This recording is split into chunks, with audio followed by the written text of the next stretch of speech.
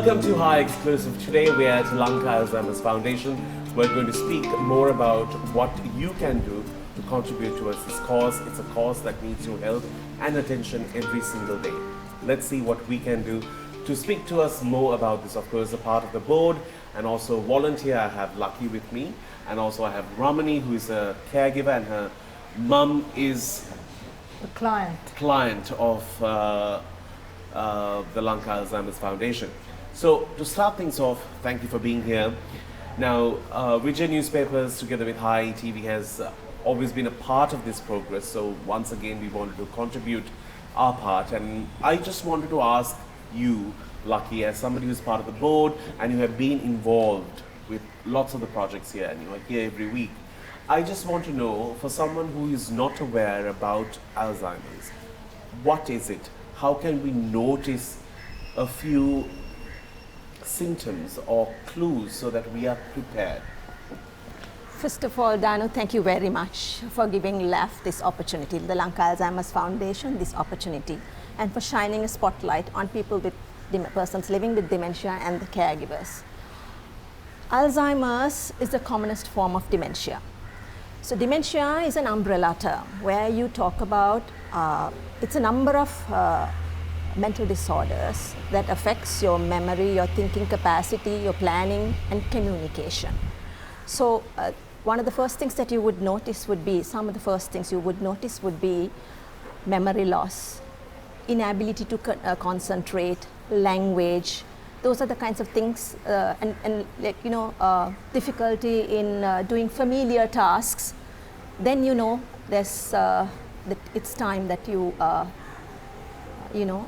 took a little bit of notice. Yeah. And there is no way to cure. There's only, we have to learn how to live and how to make them comfortable as well.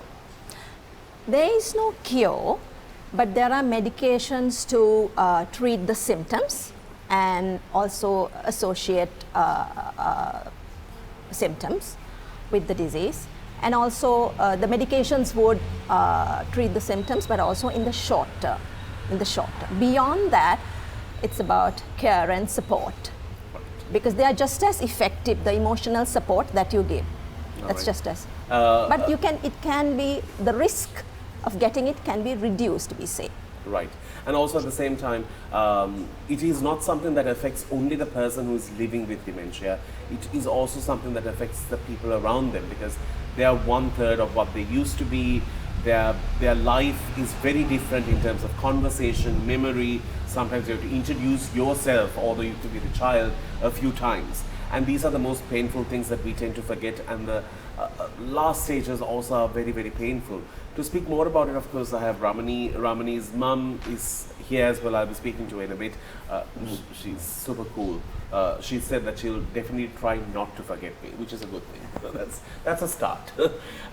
Ramani, when did you first notice it in your mum? Well, last year when my mother was 87, she fell chasing the cat because she wanted to prevent the cat from climbing a tree. So that is the confusion, really. And anyway, she fell and broke her arm, and we were dealing with that problem. But then one of my friends who's in this field in Canada, she said, you know, this confusion, I think you'd better investigate it. Why don't you take her to a neurologist, a geriatric neurologist? Anyway, I hunted around. Apparently there are no such people here, but there are geriatricians and neurologists. So I took her to a neurologist, and then he did a scan, he asked some questions, and he diagnosed her as having early Alzheimer's. Right. Yeah, so at that point I was busy dealing with the fracture and helping her do day-to-day things. Yeah. So this was put on the back burner a bit, other than for the drugs. Right. Yeah. But she still has her spirit. She's funny. She has her sense of humor and everything. How did life change when you saw symptoms? Life change for her or for me? For you. Yes, it was a drastic change, because again, you know, we don't have systems and structures here in Sri Lanka. It's all about networks and who knows, who has gone through, it's that kind of setup.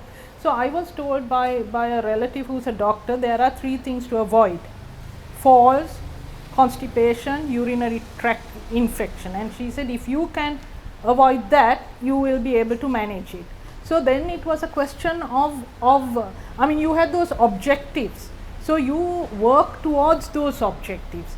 And say urinary tract infection, I knew I had to give her water, enough water. So and also because of the progression of the disease, in any case my mother's a bit combative and a bit stubborn. So with the condition that I think increased, so it was a question of front loading the water, Right. so that you know, we don't have to argue about it and bargain about it throughout the day. Correct. So it was little things like that. So Right. so you just muddle through. And you found a system to work around so that it's easier for you and for her. Yes. That really has been the challenge, to give her the attention, the right kind of attention she needs, without making her too dependent, because that is the other thing. Caring for somebody with this illness, it's really a holding operation. Right. You do what you can to keep capacity at that level. And I think in my particular case, my circumstances, it's not that everybody can do it, and every household is different. There are a whole lot of variables which That impact can- on that. So in my particular situation, I was able to, and I am still able to, give her the kind of attention she needs. And if you do the caring, you can monitor more carefully as well. But it is not easy, and I don't know for how long I can sustain it. But I'm not thinking too much about that. Just deal with it right now. If you think too far ahead, then you become overwhelmed. That is true. Speaking about the walk, now it has been something that, okay, it has been a virtual walk for the past 3 years due to obvious reasons. One of the reasons, why do you all actually concentrate and do this walk? Why create this awareness every year, even through COVID, even through 2019 issues we had, and this year? Why is it so important? Awareness is, in any case, a very important aspect of, it's a very important activity for us, because in Sri Lanka it's not very well known. Alzheimer's month comes in September. It's an initiative of Alzheimer's Disease International, of which we are a member. Alzheimer's Disease International has 105 members around the globe. So all member organizations during that month, they upscale their activities, and it doesn't have to be just the walk. Whatever you're doing, you can upscale your work. You can start new activities, right? So the walk is something that we've been doing for 17 years up until 2019. So 2020, COVID happened in Sri Lanka and we went into lockdown. But closer to September, we were determined that we were going to do something. And actually, we didn't even know that something called virtual walk was possible. But then we had this notion that we are going to do it. We had the idea that we are going to do something to celebrate Alzheimer's month, and also the World Alzheimer's Day, which is on the 21st of September. So we had we wanted to do something, and we found a way to do it. All right. So for those who are watching, the Lanka Alzheimer's Foundation also provides these services free of charge. So it also works in donations made by the communities around. So your contribution is what keeps this place running. Now, how often do you bring your mum here? Fortunately, I live quite close by, 7 minutes away. And first, I brought her for 1 day A week. And actually, she wasn't keen at all to come at first, because she didn't do well on the memory screening test, and she was a bit peeved. But I said, no, we will try it for a month. And I think I'm going to really like your mum. She seems fun. yes, well, she's a bit rebellious in that way. So I said, if you like it, we will continue. If you don't like it, we'll stop. So she liked it. So then I said, okay, now would you like to go another day as well? And she said, okay. She didn't say okay, because that would be admitting that, you know. So she has, you know, spoken too fast. Yes, yes. So I asked the foundation and they said fine. So I bring her Mondays and Wednesdays. Right. Okay. And it's, I can't tell you how important it is, because it provides structure to her week, and everything she does is referenced by that. And she calls this place school, and she's going to school. And I heard her telling somebody, oh, I go to a school for old people. And So, that's cool. And yeah. And that's how she has integrated. It's fun. Yeah. Yeah. And she can communicate with people and have a conversation. Now, what are the things that happen here? Now, for example, if somebody walks in here, I know there's an activity center right behind us here. Yes, we have an activity center which operates 3 times a week, Mondays, Wednesdays and Fridays. And what happens at the activity center? Well, at the activity center, we normally, like after meeting and greeting, we of course have, what shall I say, it's volunteer run, but it's planned and managed by them. And we roll out different activities on different dates, right? I can speak for Wednesday, where we start with light exercises, stretching exercises, light stretching exercises. That goes on for about 15 to 20 minutes. And then we have, you know, we roll out an activity depending on their abilities, because it's about celebrating their abilities. And it can be arts and crafts, it can be bingo, it can be, we even had a baby come here last week, and it was enjoyed by everybody. I think it was one of the best days of their life, you know, more than the women, the men went overboard. Because if the baby had just come in, it would have been a disturbance. Yeah. But we knew the baby was coming. So we you're made it the planning. activity so that it's, because to Auntie Sita, conversation comes naturally. Yeah. But some people struggle with conversation. So it depends on what they can do and what they're able to do. We Right. also, yeah. So it's a number of activities depending, yeah. That's And then after that we have music therapy. And Yeah. music, it's something that I've seen, the response to music is fantastic. So that goes on for about an hour, lunch, and then we do mental games and things like that. Even in the morning, sometimes it can be pass the parcel and we get them to do things, anything to stimulate their minds. That is true. And it's not as if we can roll out one activity for everybody, depending on the stage of the disease. We roll out. Sometimes it's one-on-one, and then we'll have a group doing one activity, and then we'll have one-on-one a few clients. Sometimes even handwriting, because you see, motor coordination. to improve motor Ramani, coordination. when you went to see the doctor, did he say this could be something that you or your kids should be having in the back of your mind, or be ready for something that could travel down in family? No, no, he didn't. Subsequently, I heard that it is gene linked, and in fact, one of my friends, her brother, developed it very early at 55 or something. So that I learnt all that later, really. Yeah. And sometimes in Sri Lanka, we always research more and more only when we know somebody who is close to us, who is good. Because even at one time in our lives, cancer was seen as it's somebody else's problem, but now it's everyone's problem. So right now, I think lifestyle, as it changes, I think more things are very common. In your experience, do you see a pattern in families having it? That's actually a rarity, Danu. In most cases, it's not so. It's not so. Okay. But we were talking about something, depression can also be something that's... There are risk factors. Yeah. There are risk factors like, loneliness. There's depression, hearing impairment, then there are, healthy lifestyle is a very important thing we say. So we say no smoking, drink in moderation, exercise, and keep your heart healthy. So cholesterol levels, your blood pressure, diabetes in check. So we have a list like that. So we say if you keep these risk factors at bay, the chances of your developing it might be slim. Amazing. Lucky, before I let you go, I just want to ask you, if somebody wants to contribute, volunteer, help out, or even do something towards the Lanka Alzheimer's Foundation, how can they reach out? What is the protocol? How does somebody do that?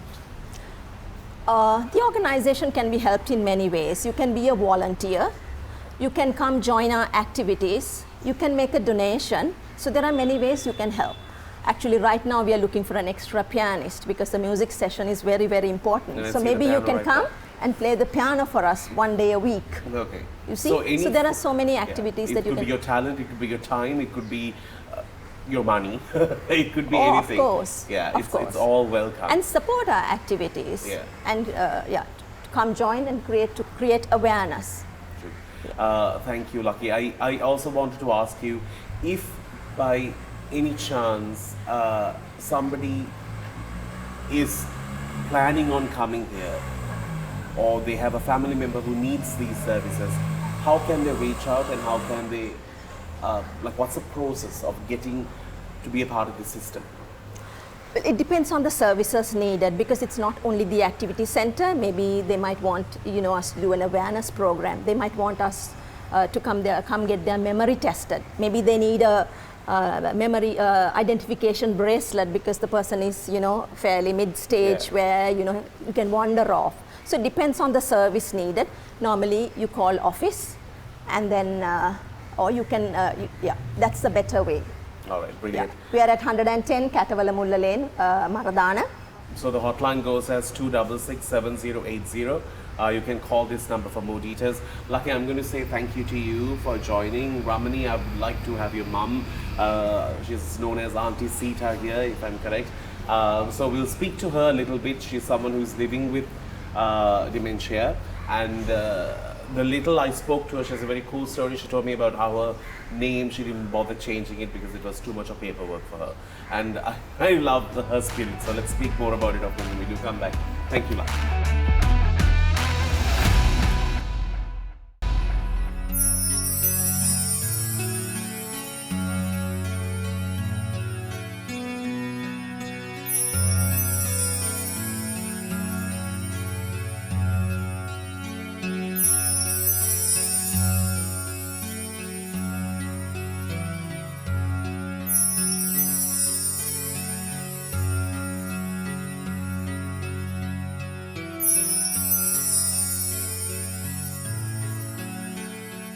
Welcome back to the show. I must tell you, I have actually kind of fallen in love with Auntie Sita here. So we were doing a voice test and I asked her to count and she just went ahead and counted in French. So I just came up with this. It's just a bit of a show off. Yes. That's about it. And Ramani is the tall daughter. So she was telling me how she remembers the eldest and the youngest. She's the youngest because she's tall. The oldest is short. She told me to remember it that way. So I'm correct, right? Yeah. Yeah. So, Auntie Sita, to start with, your nails are so perfectly done. How often do you visit the salon? Till most of it comes off. Yeah, I know. That's a bit of an annoying thing.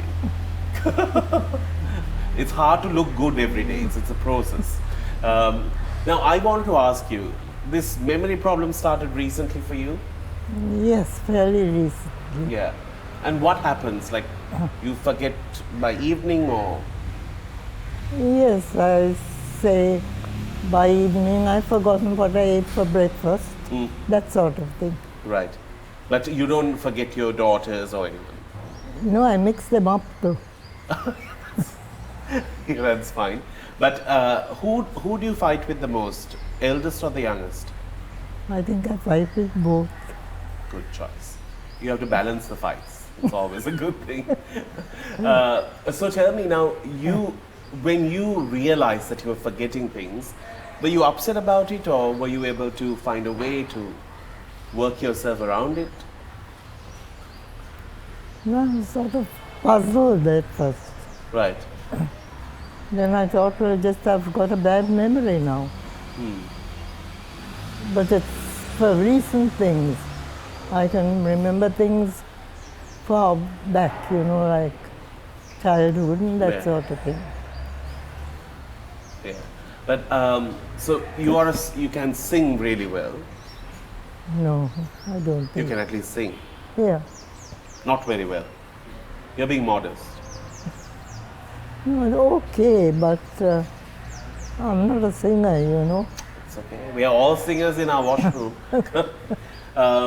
So, Ramani, do you all take turns, the two daughters? Because, you know, dementia tends to also take a toll on family because they become dependent. And how has it been with your mum? Yes, I am the primary carer. I had I hired a person about a month after she fell, and then that lasted for about a month. And then I was looking after my mother, but you know, there was lockdown and all that, and I developed de Quervain tendinitis. That was very painful, and even, you know, sponging her was painful. So last November I hired a live-in, and for about 5 months she was there. But I noticed that Ma did better with me because the carer tended to make her dependent. Right. And it was a sort of vicious cycle. There wasn't enough work for the carer, but then she had to justify her existence. So she had to make out that Ma was a lot more work than she really was. And then, you know, that becomes a self-fulfilling thing. Correct. So when she went off for the New Year holidays and then, you know, kept saying, I'm too sick to come back, I said, okay, don't come back. And then I took over, and Ma comes here now twice a week in the morning, and I also get a part-time carer. She's really an orderly in a hospital, and she comes about once a week or twice a week depending on her roster. So she comes at about 6:30 in the morning and goes off at 5:30. So generally I get about 4 days off. Brilliant. Anisita, what do you like to do when you come here? I like everything here. It's good. I enjoy the exercises, I enjoy the singing, and I enjoy the company. That's good. Now, I just want to ask you, how were you when you were a young girl? Were you naughty? Yes, terribly. How many boyfriends did you have? I didn't have any. Why? Because I was brought up very strictly. Didn't you have one on the side and nobody knew about it? No, the only one I had was late in life whom I married. That's really sweet. But I'm sure you had boys around you who were like trying to get your attention. No, because I didn't notice them much. You didn't notice them, but I'm sure they noticed you. But tell me about how was it when you got married? How was life at that time?